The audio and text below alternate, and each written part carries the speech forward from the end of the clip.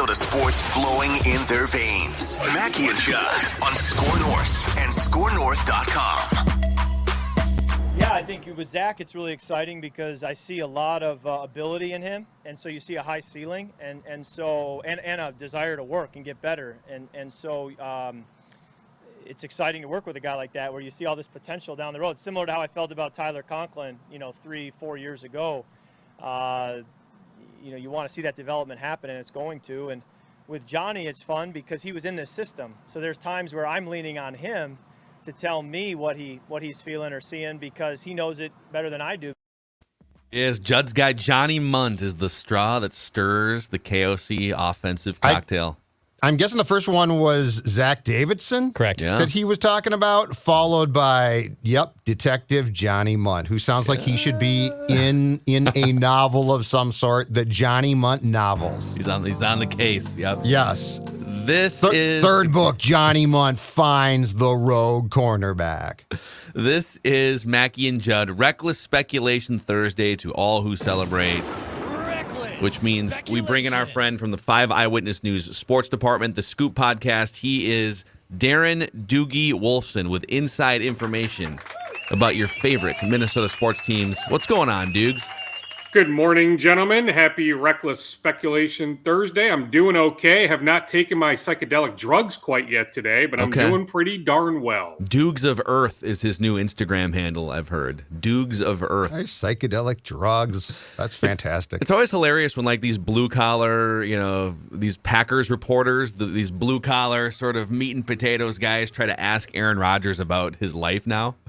Just zero in common with anyone who covers that team. Probably very few of his teammates. Very weird dynamic. And they aren't fans, too. I can tell you that. You know what? Bring on the drama. It's almost inevitable that some sort of drama is going to hit the Vikings at some point. It was about this time last year that a number of quarterbacks went on the COVID list. I'm just waiting for something because it's too much kumbaya in Egan. It really is. But, Judd, you've covered this team long enough. I've been around long enough. Phil, you've been around long enough. Declan, you've been in town long enough. Something is going to happen. I am waiting for something to happen.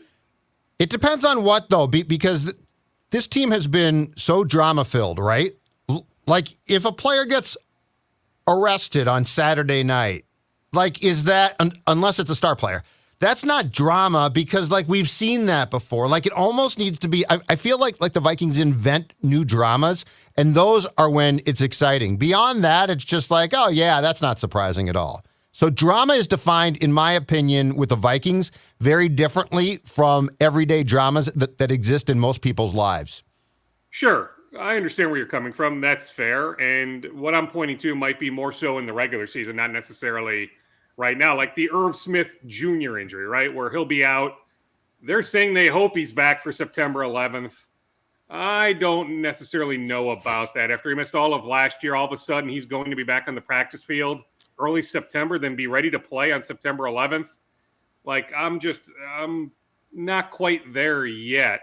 Right. So there's going to be injuries, but that's not necessarily drama. I'm just saying I've been around this team long enough where you figure something eventually is going to happen. But right now, they are in lockstep. It is a good vibe in Egan, put it that way. Yeah. So what are you hearing? You've been around practice and you've got your connections. What are you hearing about some of the guys that are flashing early here in Camp KOC?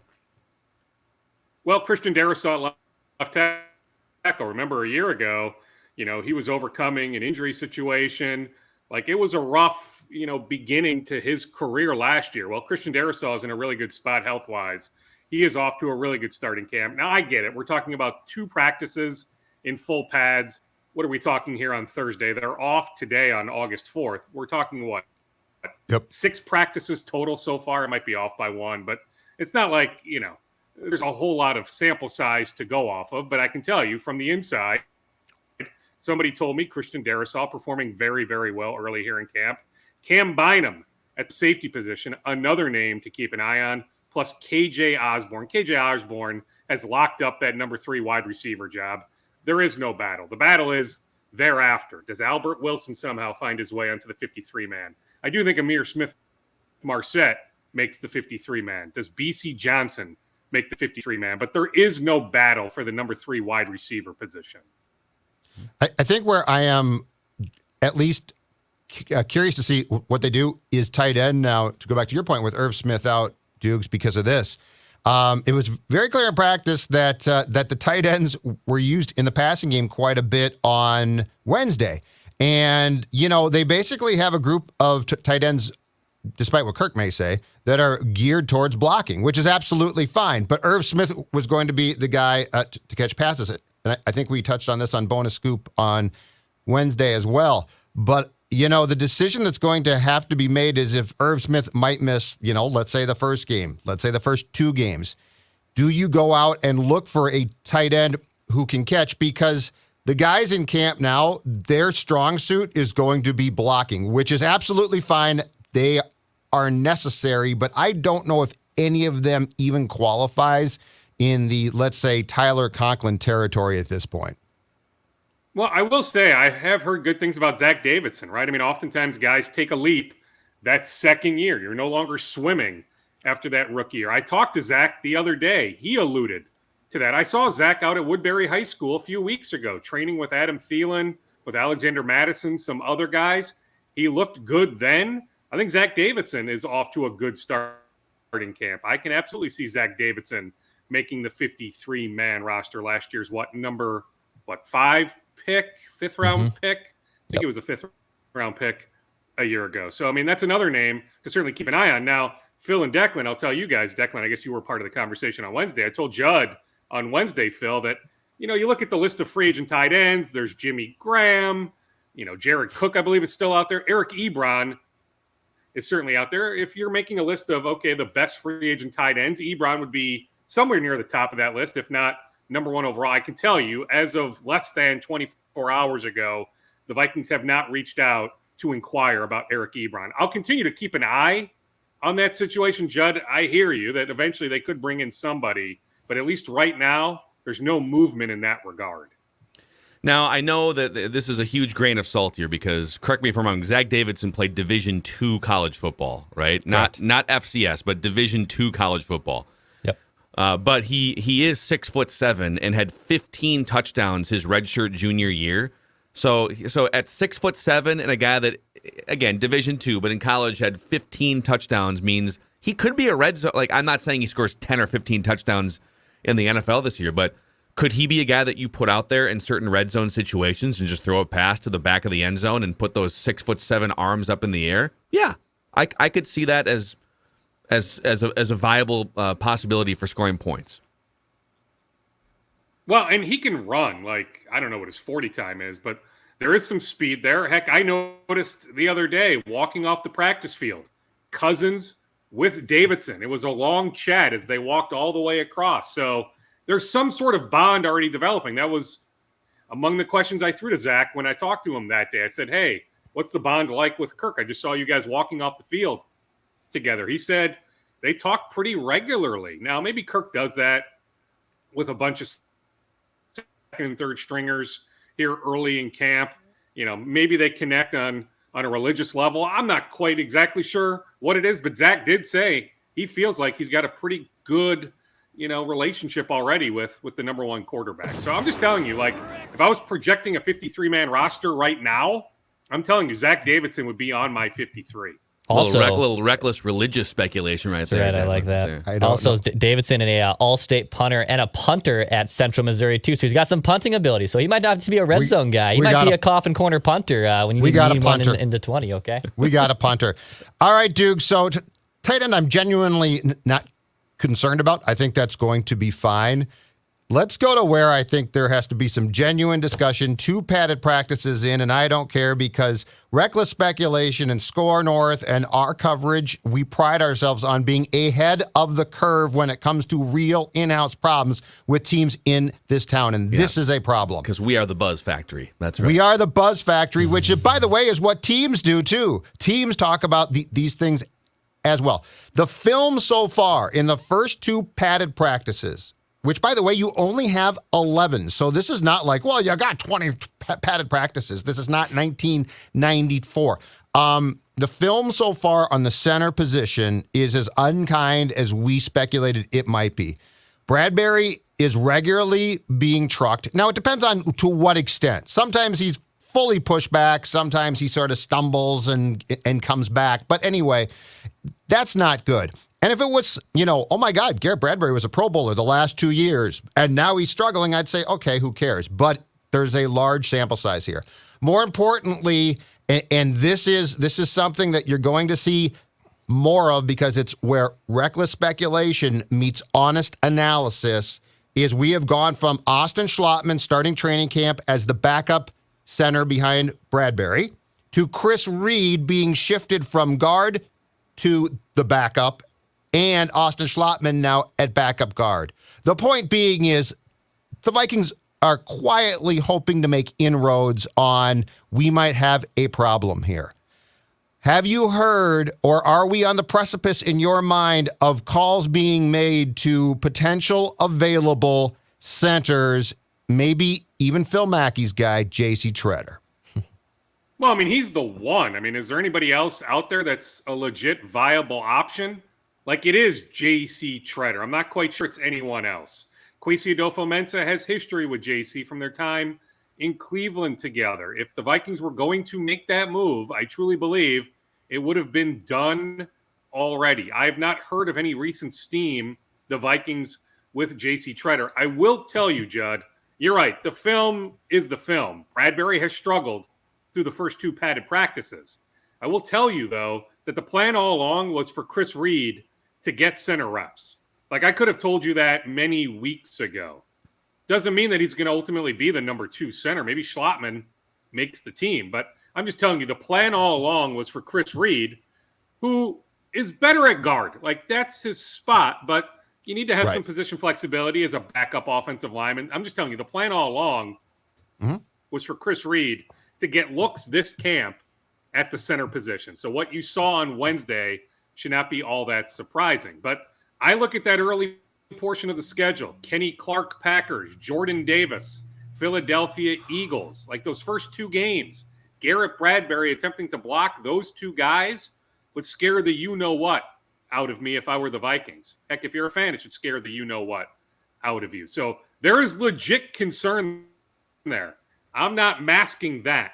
I'm just telling you, though, right now, they're just, at least on my end, there isn't JC Tretter steam. I think, and maybe I'm behind on this, but Tampa Bay center out for the season. What's the update there?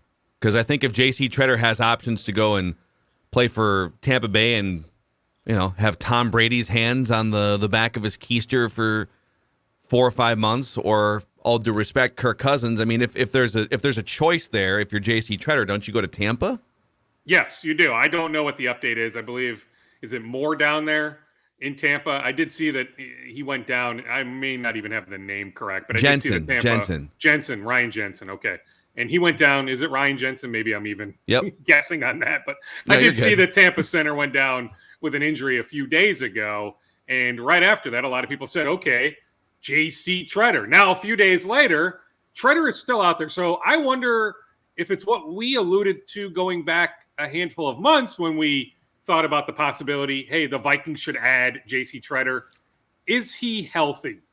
Does anybody know if JC Tretter truly still wants to play? And if he does, is his body allowing him to play? That is something I'll dig into, maybe even starting later today. But I'm just telling you, like, I've checked, not like on a regular basis, but a semi-regular basis, just wondering, right, because of the Badbury concern. And I just haven't picked up on the Vikings having legit interest in Tretter. Now, Phil, you've alluded to, you sense that Tretter would have legit interest in signing here.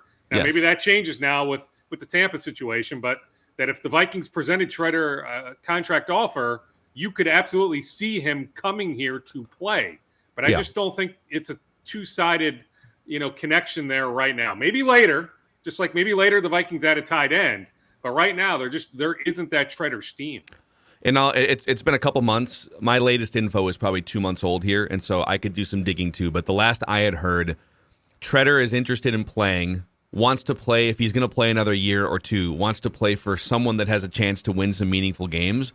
The money is important, but it's he's not like desperate for money at this point in his life and in his career. The biggest unclear factor is the knees.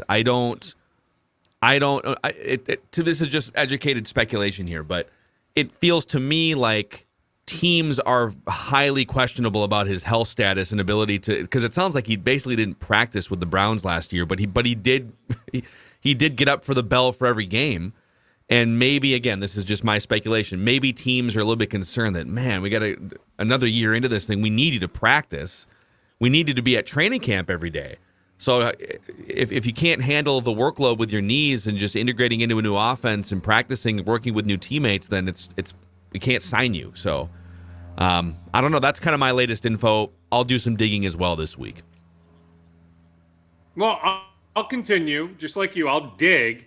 I also wonder, the Vikings would happily take Ndamukong Suh, another free agent still out there. They would happily take him today. They'd love to have him on the practice field tomorrow, but at a very specific price point. And what Suh is looking for, what the Vikings are willing to do, my understanding is the two sides aren't remotely close, right? So could it be a situation where the Vikings would take Tretter, but they want him at a very, very low number? So that's reckless speculation on this Thursday on my part, not the Suh part. I can tell you, that's from legit reporting. But, recklessly speculating, maybe it's a situation where Tretter wants a little bit more money than whether it's the Vikings or some other team is willing to pay right now. So who has impressed thus far? I believe it's 8 practices now in Doogs, 2 in full pads. Who's impressed among the players, especially a young group and a group that, to a certain degree, last year didn't get much of a chance? Well, it's Darrisaw, it's Bynum, it's Osborne, it's Davidson to some extent. I've heard good things about Andrew Booth Jr., but I'm just telling you, if I had to bet right now, yes, eventually Andrew Booth Jr. is a starting cornerback. I don't think it's September 11th.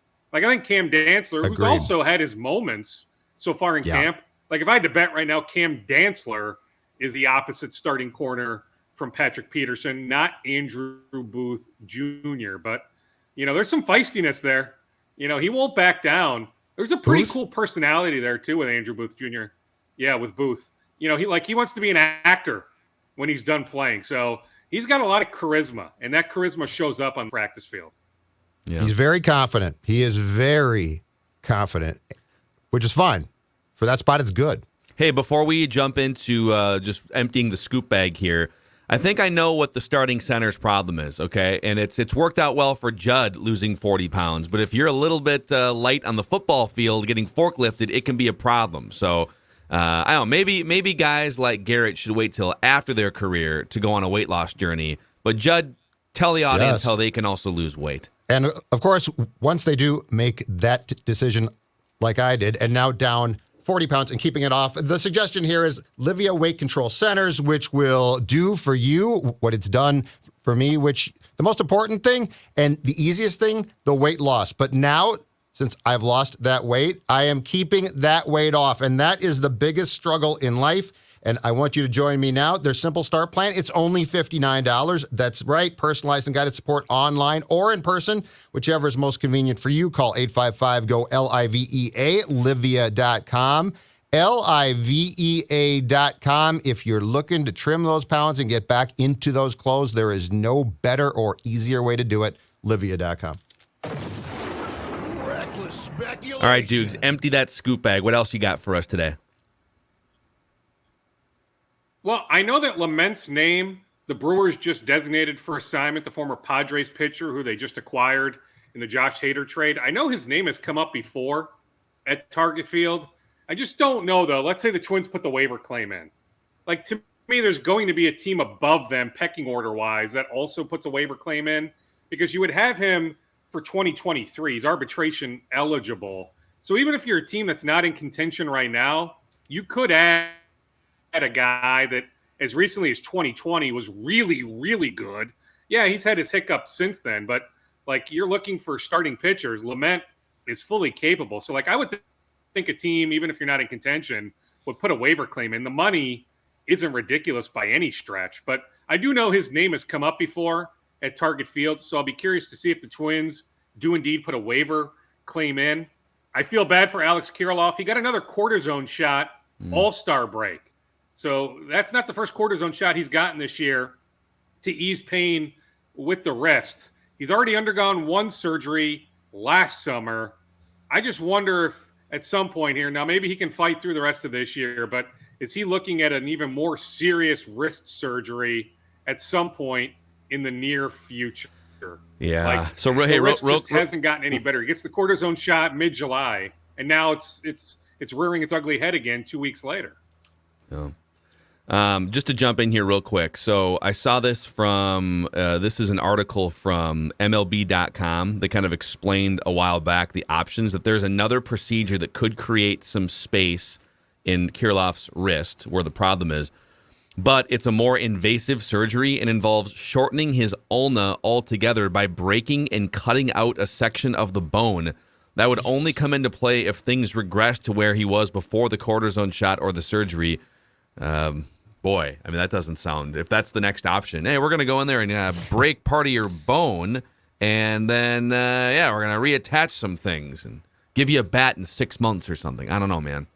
Yeah, I mean, that's what we're looking at. I mean, yes, this next surgical procedure, if it gets to that point, would be much more, I don't want to say risky. Maybe that's not the quite right term, but, invasive, however you want to term it. But yes, like the cortisone shot, another cortisone shot hasn't worked. So, like, I truly worry about Alex Kirilloff. I do know the Twins kicked the tires on adding an outfielder, before the deadline on Tuesday. Like, in their conversations with the Cubs, they had interest in Givens and Robertson, but Ian Happ's name also came up in those conversations. Now, I did see the Red Sox designated Jackie Bradley Jr. for assignment this morning. Now, there's some good money left there, but, does he ultimately clear waivers, elect free agency? Could that be somebody that maybe the Twins, could add if they need at least, another outfield body, somebody that at least can perform at a high level defensively? The bat isn't there for Jackie Bradley Jr., but that'll be a situation I'll keep an eye on. No legit steam on that. I'm excited to see Mackey tomorrow. Mackey Barrios tomorrow at Target Field. Curious to see how the Twins play against the Blue Jays. The Tigers, that's great. You did what you had to do. Winning the series sure would have been nice to sweep the lowly Tigers, but any of these pitching performances against the Tigers, it's hard for me to put a whole lot of stock into those because the Tigers lineup is as bad as it gets. So now, you have the challenge of one of the better lineups, certainly the last couple months, one of the top 5 lineups in the game the last couple months with the Blue Jays. So certainly curious to see how the Twins perform the next 4 days at Target Field. Yeah. All right, there he is, Darren Doogie Wolfson, inside information about Minnesota sports teams. Happy Reckless Speculation Thursday, Doogs. We'll see you next week, man. Absolutely. And for the audience, I went deep on the Twins Wednesday with Judd. So that should be out there, whether, audio form, YouTube, wherever you want that. I had a bunch of insight on how the trade deadline played out for the Twins. Amen. All right. All right, Dukes. All right, Dukes. Great stuff. Thanks to our friends also at Federated Mutual Insurance Company for helping power these scoop sessions on a weekly basis. They've been around for over 100 years, powering businesses with risk management tools and resources, standing by businesses for over 100 years. You can find a full list of industries Federated protects at federatedinsurance.com, where it's our business to protect yours. Before we move into a Twins discussion here, I'm going to go back to kind of the beginning of that scoop session. I love everything that's being said about Christian Darrisaw. I think we have a lot of offensive line post-traumatic stress syndrome around these parts.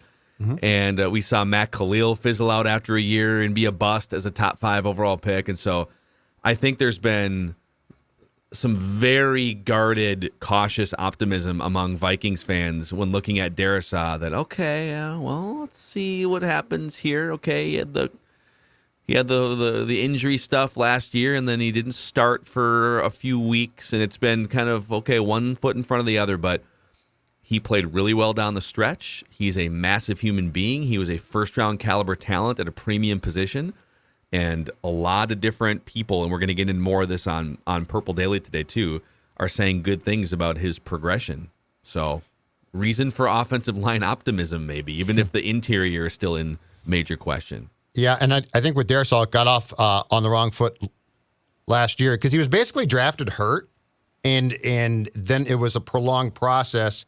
And I think part of the problem there is the former coach didn't have a lot of patience for guys who were hurt, and certainly not draft picks.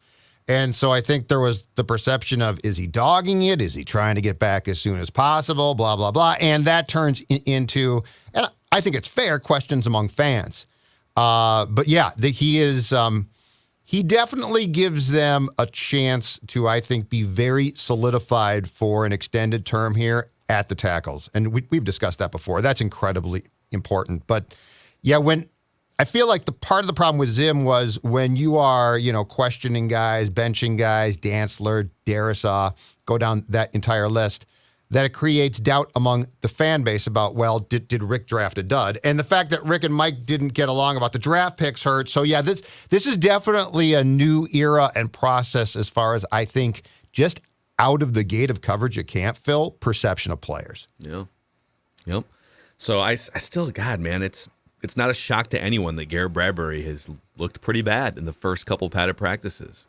Right. You've just been kind of wondering, what's the plan there? I guess you're just gonna bring him back and hope for the best. And maybe there's still a move to be made. Maybe I know we focused most of our attention on JC Tretter in that conversation with Doogie, but is there a trade to be made somewhere?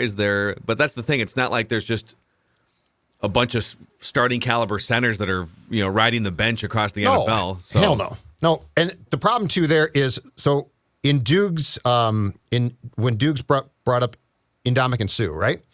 You could sign Ndamukong Suh before week 1 and plug him into a package of plays. He's a veteran. It would be absolutely fine. Center is a nuanced, you've got to be incredibly smart and updated. So like if you miss camp and you play that position, I don't think that you can just like step in and make the line calls. This is why the one thing that concerned me was there was clearly, and rightfully so, an emphasis put on making Kirk as successful as possible, right? And I really think it's not a shock for your quarterback to be as successful as possible. Yeah. That position has to be solidified and good, and that guy is an extension of the quarterback. So that's why I was a little bit surprised that they didn't be a bit more proactive in a backup plan in case what is happening now, which, again, is not a small sample size. If that was to happen, there's really not a great plan B right now. And I would hate to have the entire thing work, and then there's one spot that's weak, and that impacts Kirk. And here we go again as far as the what did you expect? Yep. So we'll see. There's still more padded practices, and I don't know that he would play in preseason games, but we will see. So again, thanks to Doogie for his scoop sessions on a weekly basis here on this Reckless Speculation Thursday.